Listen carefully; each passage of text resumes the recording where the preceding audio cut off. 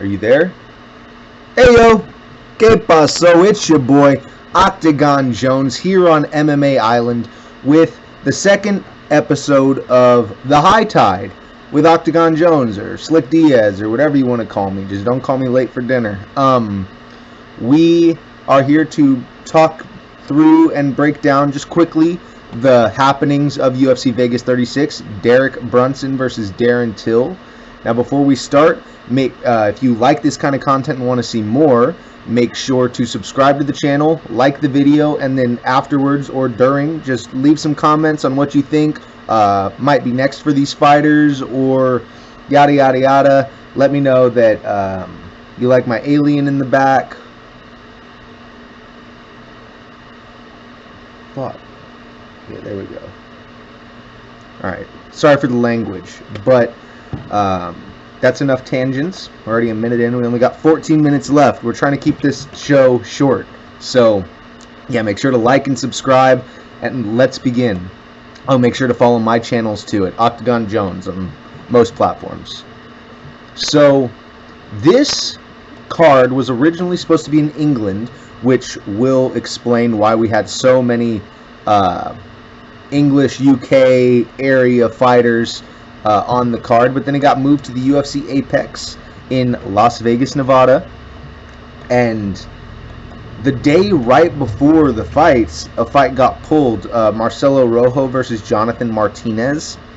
Now, Jonathan Martinez was just recently beaten by Davy Grant. Davy Grant really put on a spectacular performance and sent Jonathan Martinez packing. So this was an opportunity for him to get back on, track towards his winning ways. And Marcelo Rojo, a UFC newcomer, was in a crazy fight with Charles Jourdain at the beginning of the year. Charles Jourdain ended up getting the victory, so this was a really good opportunity for these two guys to meet up. But unfortunately, I think it was Jonathan Martinez's weight cut that disallowed this fight from happening. So to open up the main card, or to open up the night, we had Dalcha Lungiambula versus Marc-Andre Barrio. Marc-Andre Barrio? I don't know. But Marc-Andre Barrio walking away with the decision victory. Dalcha Lungiambula and him turned in, a grueling, long, middleweight, muscly fight. Let's just put it that way. Marc-Andre looked probably as good as he ever has. He's showing improvements, showing an increase in fundamentals and pace and things like that. So it was actually somewhat of a promising performance for Barrio. That's weird. It really feels like it shouldn't be pronounced that way. Because, I live in my barrio, right? Barrio, barrio, but this is barrio. I have no idea. I wish I knew how to pronounce things all perfectly, because it would stop me from rambling as much as I do. Next fight on the card, crazy fight, Julian Nerosa versus Charles Jourdain. They went all the way to the third round before Julian Nerosa went ahead and submitted him. Both of these, I think, or it definitely should have been a fight of the night. There should have been probably two fights of the night. But Julian Nerosa, Juicy J walking away with a big submission over a dangerous striker in Charles Jourdain. Julian Nerosa moves up to 26-10. So this guy has 36 MMA fights, whereas Charles Jourdain now has 16. So, and a gap in experience, but Julian Nerosa getting the job done over Jourdain, Canada's finest. Canada? I'm just joking. In the bantamweight division, right after that, we had Jack Shore, super prospect Jack Shore, taking on Ludwig Sholinian, who was a contestant on The Ultimate Fighter this season. Early in the season, people took one look at Ludwig and were like, this guy's gonna fucking win. But I think he ended up making it to the semifinals in a fight of the year contender with Ricky Turcios. Let me verify that that's correct.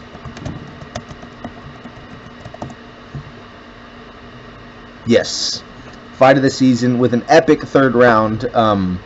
Ludwig Shaolinian came in kind of on late notice for Jack Shore, but Jack Shore was able to dominate him and get a 3-round decision. Jack Shore actually came in with a rotator cuff or like a real arm injury or something.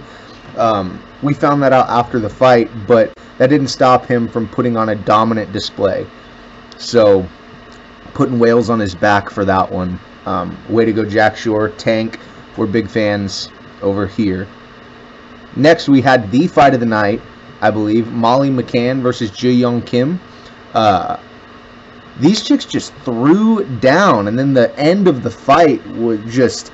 It was similar to Yoel versus Izzy, where, like, just at the end, like, the last 10 seconds, Yoel just... like yelling in Izzy's face. It was kind of like that. Molly McCann was just not having it. She was going after her, hands down, fucking chin up, like, come at me. It was awesome. Molly McCann is super cool.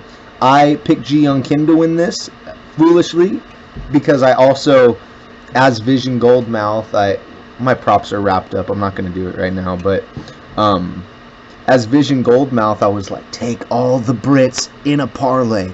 All of them. You're welcome. So, me picking against Molly McCann was definitely against my better judgment, and I will be hard-pressed to do it again because she looked awesome. Okay. Next, we had her little brother almost. Paddy the Baddie.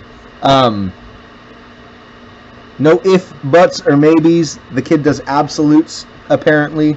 It was a first round finish. Towards the end of the round, Paddy Pimblett was able to get Luigi Vendramini out of there after getting rocked. Everyone says he almost got knocked out. He definitely got rocked. He got hit, but I don't know if he was close to being out or anything like that. He just got wobbled. Or he just, stepped back a little bit. But Luigi came throwing heat the first half of the round. Then, tide started shifting.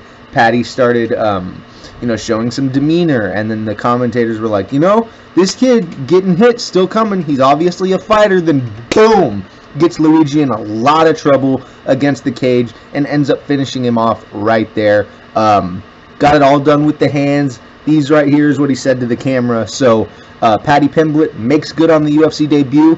The Liverpudlian, I think that's how you say that. The kid from Liverpool.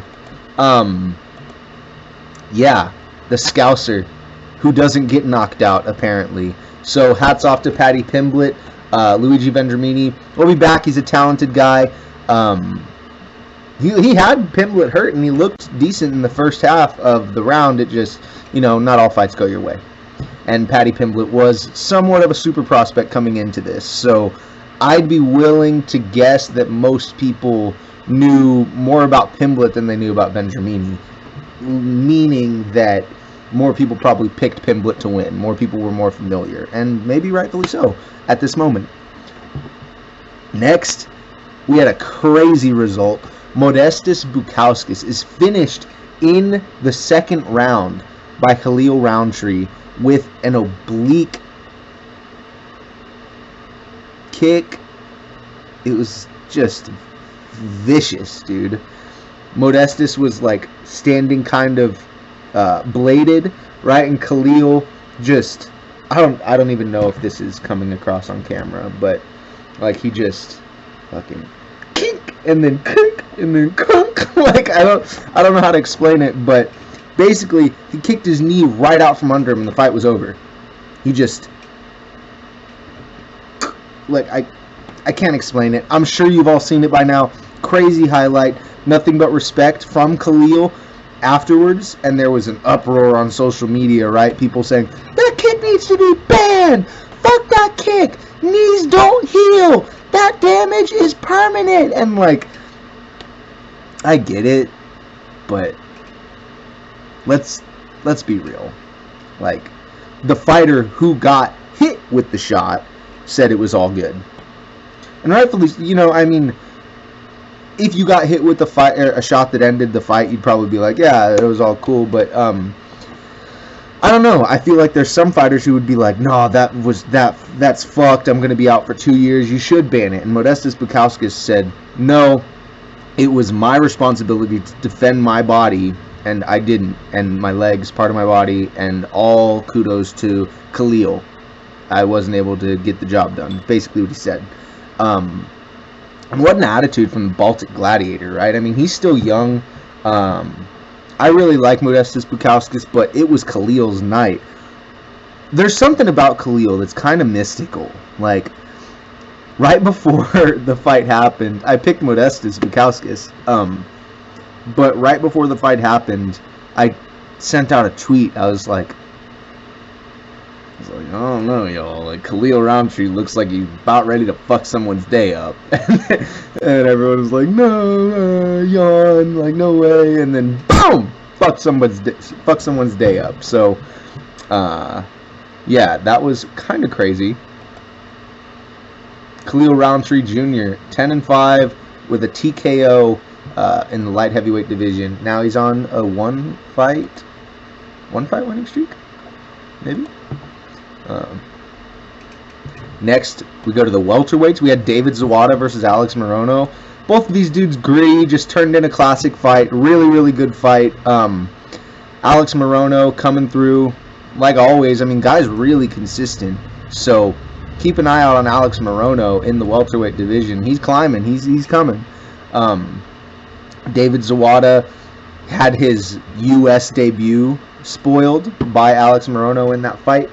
But all in all, pretty good. It was just there. It was like the fight before the co-main, and it was all good. It's just, I don't really remember much of it, but I remember during it, I was enjoying it because I was like, yeah, this is exactly what we need. Just so, I just woke up. Sorry if I'm a little zany and goofy. My mind's still like processing. But in the co-main event, we had late notice Sergey Spivak taking on my man, the future heavyweight GOAT, Tom Aspinall. He would probably hate hearing that, but it's just what I like to call him. Tom Aspinall gets the round 1 KO, looking spiffy, not a mark on him. After the fight, says he wants to take it slow up the division. Says, if I'm number 13, give me number 12. But that's all I want. I just want to move up the ranks slow. And, I like the kind of mindset he has. It's not timid. It's not demure. It's not a lack of confidence. It's just he knows that he needs experience to compete with the best of the best. So every time Tom Aspinall fights and Tom Aspinall gets a big result, I get more and more and more excited. So I see a lot of people saying, I don't really see him having that high of a ceiling in the division. Why? Because he's fast, skilled, is really hard-headed, has got great hands, and is talented in every aspect of a fight? Doesn't make sense to me. Yeah, go Tom Aspinall. That's my guy.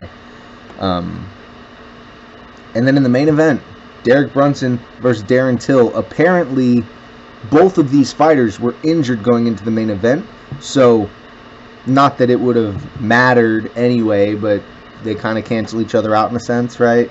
I don't even really know if I feel like they cancel each other out, but Darren Till tore his ACL 10 weeks out, and Derek Brunson broke a few ribs and a collarbone or like shoulder or something 3 weeks before the fight.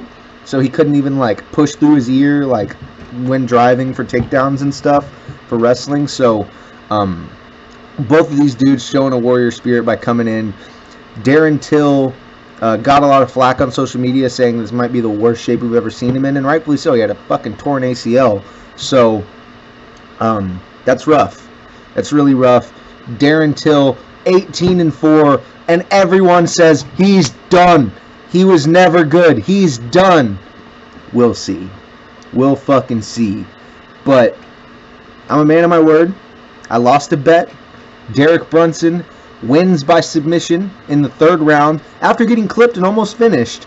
But it is the week of championship Brunson propaganda for One Slick Diaz. So I don't know what else I really can say live that's not like in a clever tweet or something that can push forward the agenda of the Brunson propaganda, but hashtag Brunson champ is what I'll say. Capitalized Brunson, capitalized champ. He's coming, boy. Where you at, boy? So, yeah, Derek Brunson getting it done. And I think that's about it. We have for UFC Vegas 36. This has been the High Tide with Octagon Jones. Like I said, it's just a run through and a breakdown of what we saw over the weekend and what came to shore. So if you like this content, this kind of short form content, make sure to like, subscribe, leave a comment. Fucking PayPal me if you want. Octagon Jones or Slick Diaz or something. Octagon Jones Media. I'm trying my best to start putting out consistent content for you guys because it's something that I really enjoy doing. So, until next time, next Tuesday, peace.